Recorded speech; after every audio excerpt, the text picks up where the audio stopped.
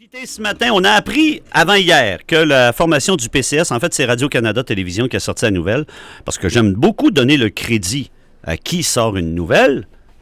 Pas tout le temps, des fois, ceux qui nous ont gossés dans le passé, je les nomme pas, eux autres. Mais Radio-Canada a sorti la nouvelle comme quoi le PCS devenait Alliance Saguenay. Ça a été confirmé hier en point de presse.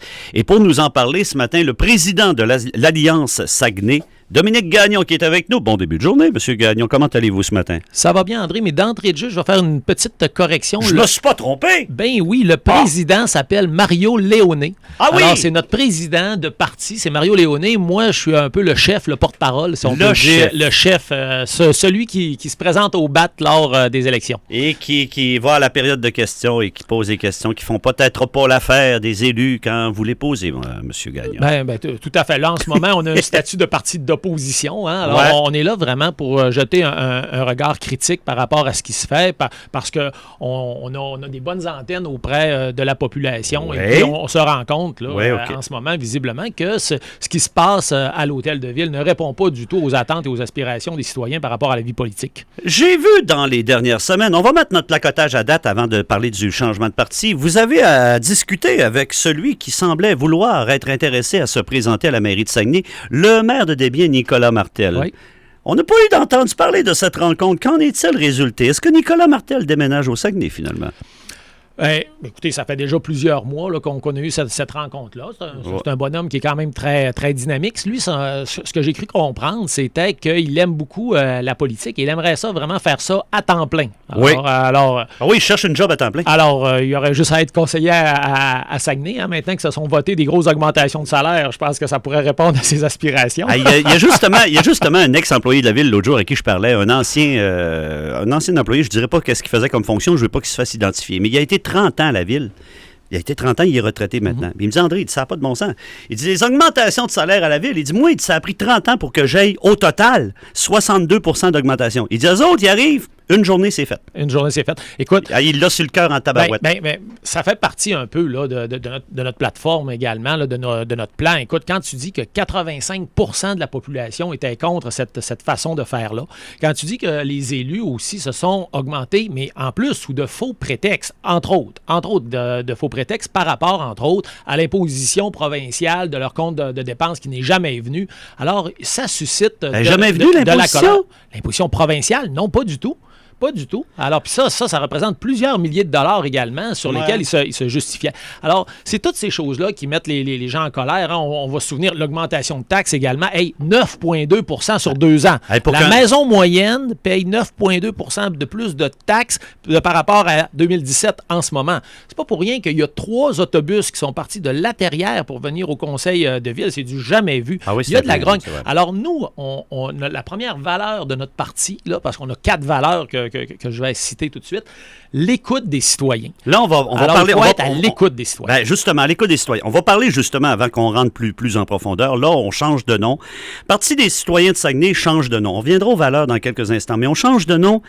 Est-ce que c'est parce que là, on veut effacer toute trace de Jean Tremblay, on regarde vers l'avant, on veut enlever parce qu'on sentait que le spectre de Jean Tremblay était encore au-dessus de votre formation politique. Pourquoi on a changé de nom exactement, Dominique Gagnon? Ben là, je me dois de revenir à notre première valeur, qui est l'écoute des citoyens. OK. Donc, à la dernière élection, on s'entend, là, on a eu un message clair. Alors, on a dit maintenant, là, il faut réfléchir. La formation comme telle, dans sa forme actuelle, ne répond pas aux attentes des citoyens. Alors, ça a été vraiment un travail de réflexion. Ça a été long. Qu'est-ce qu'on fait? Qu'est-ce qui est le mieux comme tel? Quel va être le meilleur véhicule pour vraiment répondre aux attentes? Parce que là, on se rend compte qu'il y a de la déception énormément hein, quand on voit les taux de satisfaction qui sont au plancher en ce moment. Alors, il y a tout un espace qui est là à occuper. Et puis, ça prenait le véhicule le mieux adapté. Et on a pensé que Alliance Saguenay, comme on le représente dans notre logo, hein, sous forme de trèfle d'ailleurs, avec 3 cercles qui représentent des 3 arrondissements qui sont en alliance. Oui. Alors, ça, on a trouvé que c'était ce qui semblait correspondre là, aux attentes et aux aspirations politiques des gens autour de nous et les attentes de la population. Bon, fait que là, nouveau nom, Alliance Saguenay. AS. Vous êtes des as? Vous êtes des as comme ça?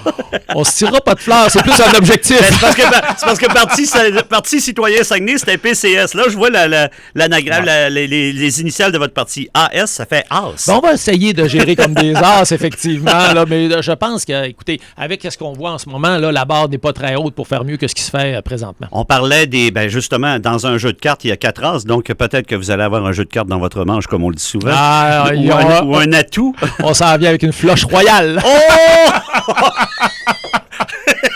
Rien de moins. C'est bon. Oh, il y a des atouts dans sa manche. Parlons des 4 autres, outre vous, M. Gagnon, qui étiez présent hier à la conférence de presse, parce que, bon, vous avez parlé du président Mario Léoné, vous avez bien fait de le rectifier. Mario Léoné, qui est le nouveau président, puis les 3 autres qui étaient là, Mme Bouchard, puis l'autre monsieur... il y a M. Jimmy Voyer. Jimmy Voyer. Qui sont-ils? Oui, c'est ça. Ben, c'est important, quand on parle d'Alliance Saguenay sur un CA, qu'on soit représentatif de tous les arrondissements. Alors, M. Jimmy Voyer qui vient de Chicoutimi, Mme Stéphanie Bouchard qui est de Chicoutimi-Nord, moi qui est de la baie, M. Michel Bouchard qui est de Jonquière, puis finalement M. Mario Léoné qui est de la Terrière. Alors, on voit que c'est important côté représentation aussi. On voulait également des jeunes à bord. On voulait également des gens d'expérience aussi. Des gens qui, sont clairement dans la politique depuis un petit bout de temps, comme je le suis moi-même. Et des gens, effectivement, plus jeunes, c'est plus rafraîchissant avec des idées nouvelles. C'est quoi, jeune pour vous, c'est quoi? Je vous dirais que les gens qui sont dans la trentaine, là, alors trentaine avancée, là, oui, c'est ça, je pense que politiquement, là, c'est des gens qui sont très rafraîchissants.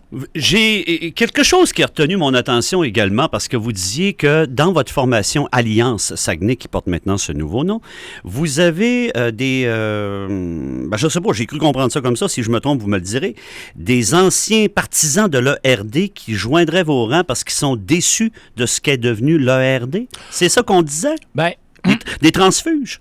Ben, en fait, on se rend compte qu'il y a beaucoup de gens de l'ERD qui sont déçus de par les engagements non tenus par la mairesse. Je vais vous donner des exemples vraiment concrets. 2 exemples. Oui, 2 exemples, parfait. 2 exemples. Alors, quand elle s'est présentée à l'élection, on avait dit les taxes ne dépasseront pas l'augmentation du coût de la vie. OK? Alors ça a été ça. L'inflation, ça va être le plafond. Okay. Or, dans les 2 dernières années, on est autour de 3,9-4 % je vous dirais pas par année, pour 2 ans, alors que là, on a fait plus que le double. On est à 9,2 % d'augmentation de taxes. Alors, déjà là, les gens disent, pourquoi, là, tout d'un coup, là, on change du tout au tout?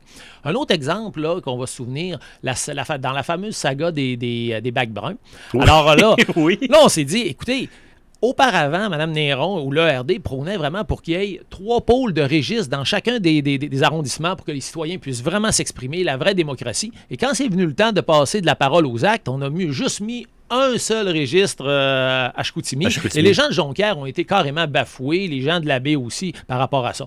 Alors, il y en a 2 comme ça, mais je pourrais parler facilement des grands projets. On avait dit non, on ne se lancera pas dans les grands projets. Quelques mois après l'élection, on a Dieu que pour un amphithéâtre dans une zone inondable, éventuellement, à Chicoutimi. Alors, les gens ont vraiment été déçus. Excuse-moi, j'ai donné 3 exemples, là, j'en ai tellement en tête. Non, c'est correct, c'est correct. Alors, les gens ont vraiment été déçus par rapport à cette administration-là qui ne respecte pas ses engagements et effectivement, les gens de l'ARD. L'augmentation de salaire des élus est encore un autre exemple que les gens nous parlent, disent non, c'était pas ça qui était supposé d'être. Et puis là, maintenant, on se retrouve avec ça. Et c'est pour ça qu'il faut donner vraiment aux gens une nouvelle alternative dans un contexte d'alliance, l'Alliance Saguenay.